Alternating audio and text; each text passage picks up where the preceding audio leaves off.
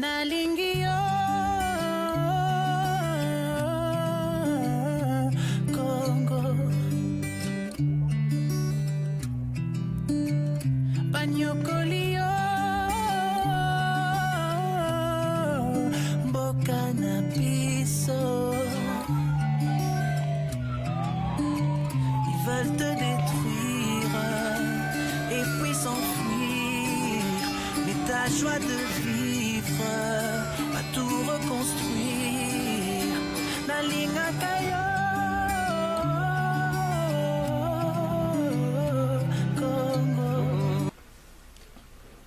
Alors, chaque titre est dans le chapitre naïe, mais tokomona que chaque chapitre est pesibiso et bandi na article 1 ti na suka. Tokoye sabino susuke constitution oyo eza mulai eza bongo na 229 articles. Donc, il nous faut patience pour nato longwalelo awati toko manasuka. Toninga to lobake objectif na biso eza nini d'ici 2023 to zala na constitution na biso na mutu to yeba nani il faut to voter na 2023 et to yeba nani toko voter na 2023 et puis soki ba yibi biso na 2023 lisusu qu'est-ce que il faut faire parce que ba droit nyonso epesameli biso awa na constitution oyo toleki bongo na titre numéro 1. Titre numéro 1 comme toyebisaki biso tolobi eza bongo intitulé des dispositions générales. Na kati ya disposition générale tobandi na chapitre 1er.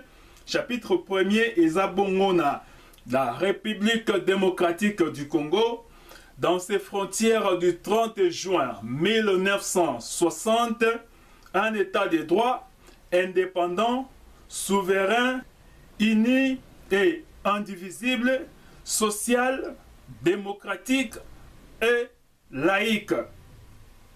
Son membre est le drapeau bleu ciel orné d'une étoile jaune dont le coin supérieur gauche est traversé en biais d'une bande rouge finement encadrée de jaune.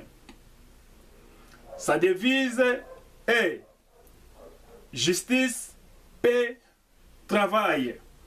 Ses armoiries se composent d'une tête de léopard encadrée à gauche et à droite d'une pointe d'ivoire, et d'une lance, tout reposant sur une pierre.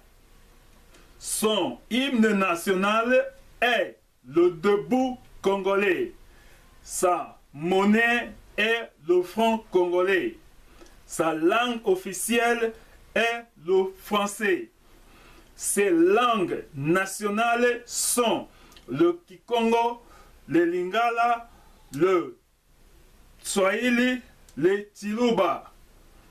L'État en assure la promotion sans discrimination. Les autres langues du pays font partie du patrimoine culturel congolais dont l'État assure la protection. C'est la fin du premier article. Dans le premier article, Tomoni est attiré au moins attention à biso na moi bakwen misusu. Na premier alinéa, balobi boye. La République démocratique du Congo, c'est un état de droit. Question à savoir, est-ce que c'est réellement notre pays est dans l'état de droit? La République démocratique du Congo, c'est un pays indépendant. Est-ce que depuis 1960 jusqu'à aujourd'hui, est-ce que notre pays est vraiment indépendant ou bien nous dépendant de Batu Misusu? La République démocratique du Congo, c'est un pays souverain. est-ce que tu es vraiment souverain? Qu'est-ce que la souveraineté? Est-ce que tu es vraiment souverain? Tilelo, la République démocratique du Congo est unie et indivisible. Moi, je dis non de ma part. Et yo bisika ozolandanga. Est-ce que Mboka na biso est vraiment uni et indivisible? Kinshasa guerre ezate, mais na Butembo guerre eza, na Beni guerre eza, na Katanga kuna toyoki makambo misusu. Ce n'est pas un pays uni, c'est déjà un pays divisé. La République démocratique du Congo doit être sociale. Est-ce que Nambo Canabiso social est ça? Tant que social, tozo mona nini. Kolia est ça bien. Hôpital est ça bien. Banzela est ça bien. École pour na ban est ça bien.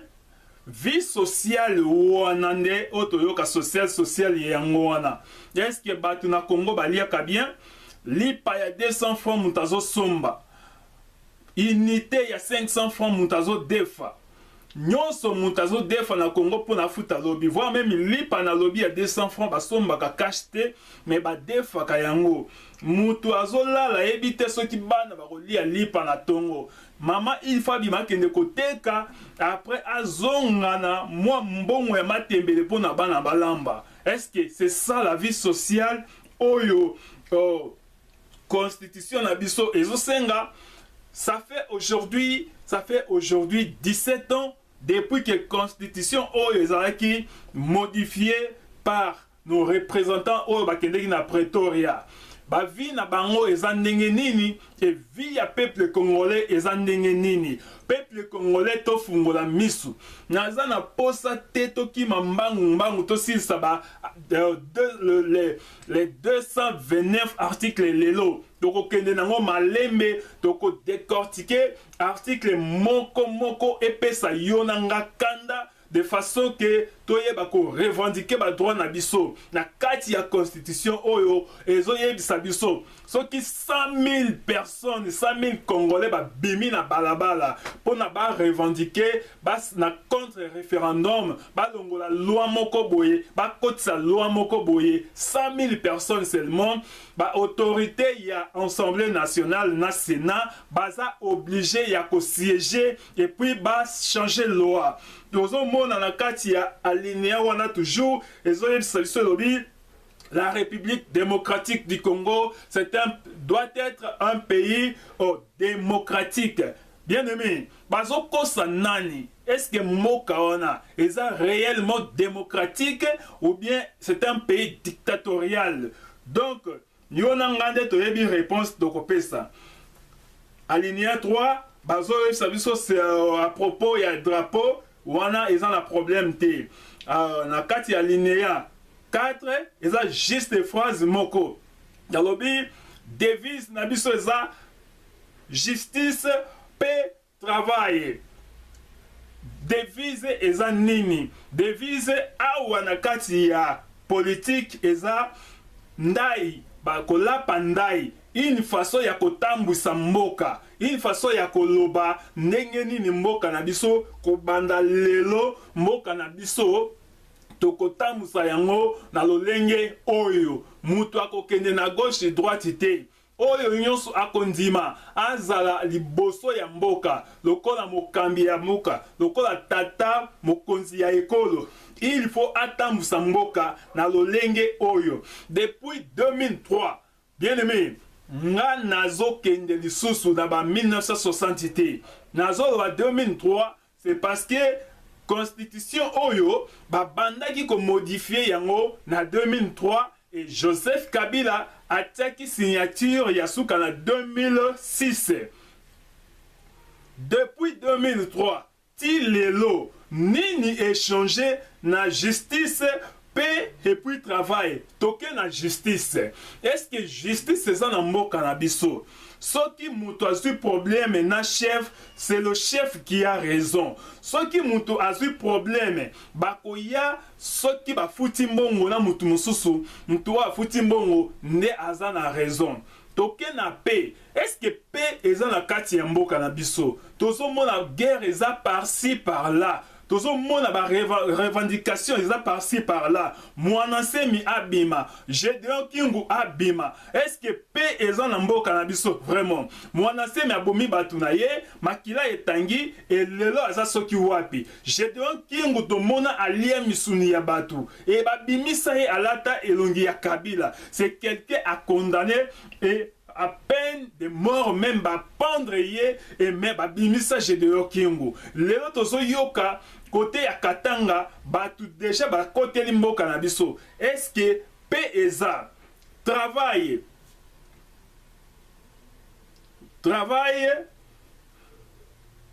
eza pilier ya vie ya mutu. Mutu o azo sala te, même la Bible dit oyo azo sala te akolia te. Est-ce que misala eza na mboka na biso? Ou bien ba cop? Depuis 2003 tilelo, est-ce que misala eza na mboka na biso? Qu'est-ce qui manque na batu o ba modifier ki constitution oyo ba yeba comment ko pesa ba congolais misala?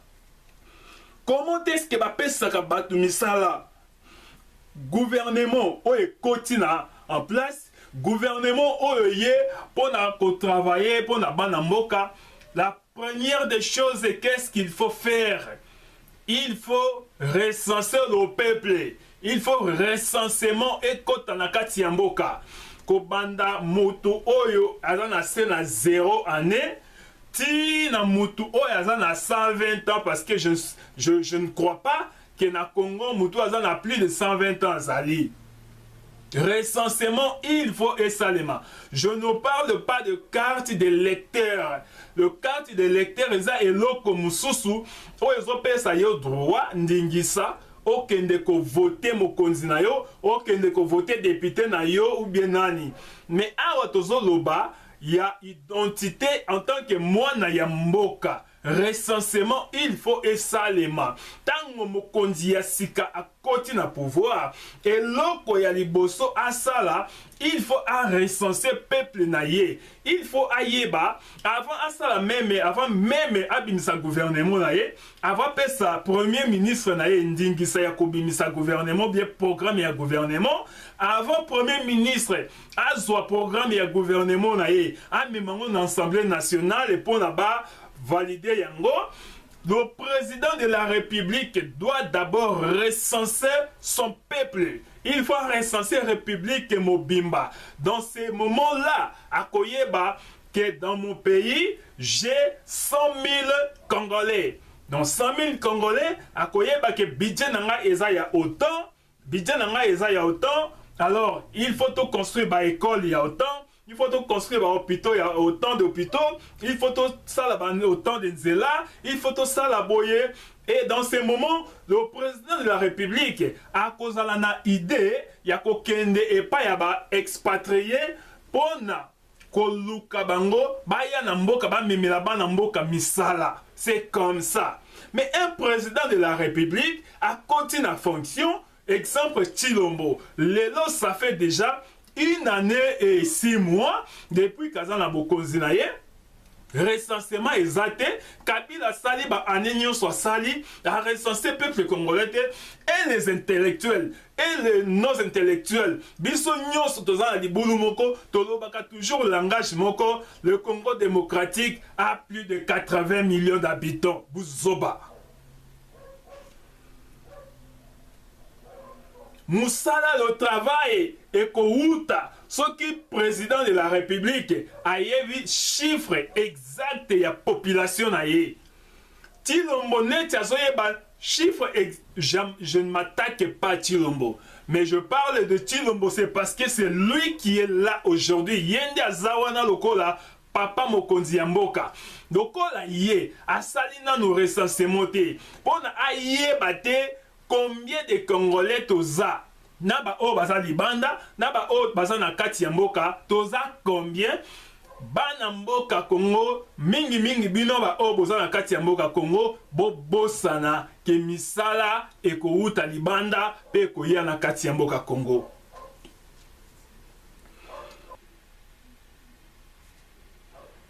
balobi hymne national na biso eza debout congolais. Lelo congolais aza debout, tope congolais aza ya kovanda. Congolais aza debout, tope congolais aza ya kolala. Congolais aza debout, tope congolais azo ronfler. Sa monnaie est le franc congolais. Franc congolais. Eza monnaie nini? Toliaka monnaie franc congolais na Congo, ou bien toliaka dollar, ou bien toliaka euro. Na Congo démocratique na kati ya mboka oya biso, biloko ekoma kotiama na prix na dollar na kati ya mboka na biso. Na taux du jour. Na mona yango ni na Angola, ni na Brésil, ni na France, ni na États-Unis, batia prix na monnaie ya bato misusu na kati ya mboka na bango. Eza kaka na Congo nde okomona bazoteka eloko pièce ya mutuka na dollar na kati ya Congo. C'est inconcevable. Mais tozana bakonzi baza wana.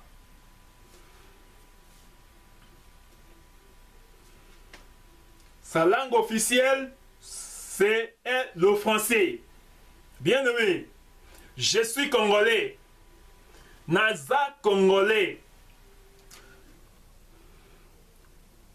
Comment est-ce que tu les loto kokito zala bazo batoza indépendant. Na alinéa premier balobi toza indépendant. Mais comment dans le contexte mususu toza toujours dépendant? Comment tu les loto na kati ya boumbu? Lingala eza la meilleure langue de l'Afrique. Nazo loba meilleure langue de l'Afrique entière. Comment est-ce que tu kokito longola le français t'es comme langue officielle et tu tiens lingala oya biso comme langue officielle? Lingala les autres partout. Aucun Angola, aucun Congo Brazza, aucun Gabon, aucun Cameroun, aucun Bamboka, Rwanda, Burundi, Ouganda, les 9 pays où ezingi biso wana. Lelo na Jobourg. Na kati ya Belgique, okoko tonga mundele na lingala te. Na France, okotonga mundele na lingala te. Kende na Angola, okotonga shungu na lingala te lobi akoyoka. Tina radio ya Angola bazo loba. Bazo pesa information na 0 heure na lingala.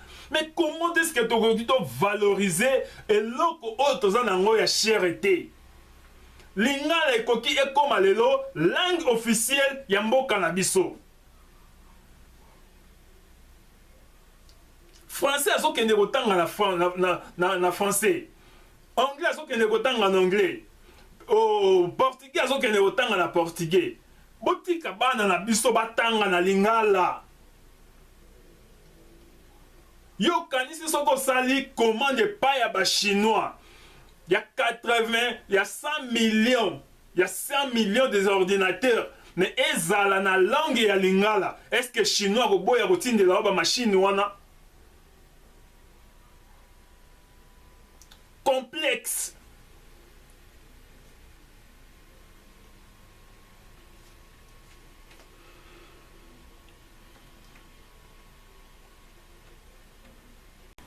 En dehors, il y a 4 wana. Tozana ba langue misusu